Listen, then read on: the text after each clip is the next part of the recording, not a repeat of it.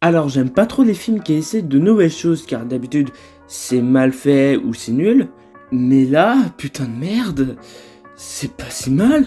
Yo tout le monde, c'est Anthologie. Aujourd'hui on se retrouve pour une nouvelle critique et aujourd'hui on parle de Nimona.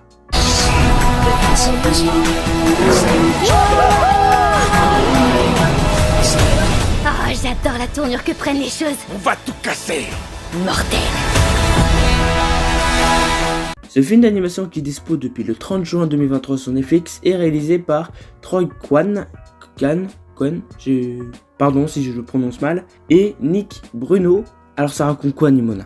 Un chevalier est accusé d'un crime qu'il n'a pas commis, et la seule personne qui peut l'aider à prouver son innocence est Nimona, une adolescente métamorphe qui pourrait aussi être un monstre qui est juré de tuer. Et ce film d'animation, malgré que sur le plan scénaristique, c'est du vu et revu du héros qui a eu un malentendu et que nanana il va voir un monstre qui est que on s'en fout des autres, le monstre c'est quelque chose de waouh c'est nul.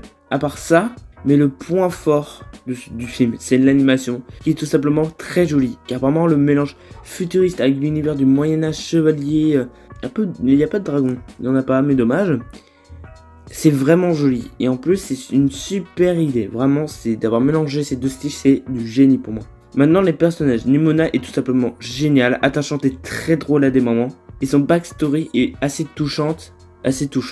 Et Pallister est très attachant aussi et très drôle, surtout avec des scènes iconiques de la danse. Et aussi je veux signaler quelque chose, c'est qu'on voit deux hommes ensemble. Et en vrai, je trouve que pour un film d'animation sur FX, c'est vraiment pas dérangeant. Dans le sens où il y en a que ça sent que c'est forcé, mais là on le sent pas. Au contraire, ça aide à la narration, ça aide à les personnages à les sentir plus attachants.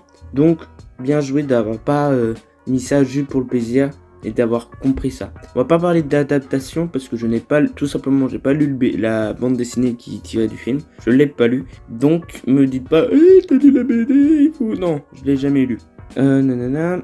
En bref, ce film d'animation est très beau à suivre avec des personnages attachants et drôles, mais le scénario est pas surprenant et c'est ça qui est le plus dommage. J'aurais bien aimé, vraiment ça aurait été une masterclass si le scénario aurait donné quelque chose un peu à la, pas forcément à la Seven, genre au moins avec un plot twist. Ça aurait été très bien, mais malheureusement c'est avec un truc normal. Si vous l'avez jamais vu, il est toujours dispo sur Netflix et je vous le conseille parce qu'il mérite clairement beaucoup plus de visualité et j'espère qu'il y aura un 2 parce que à la fin je veux savoir qu'est-ce qui se passe. J'espère que cette petite vidéo vous a plu, n'hésitez pas à liker, commenter, partager, bref faites que la chaîne monte en flèche même vous connaissez la chanson. Et n'oubliez pas qu'on n'a qu'une vie et c'est cette vie, il faut en profiter à fond. Ciao.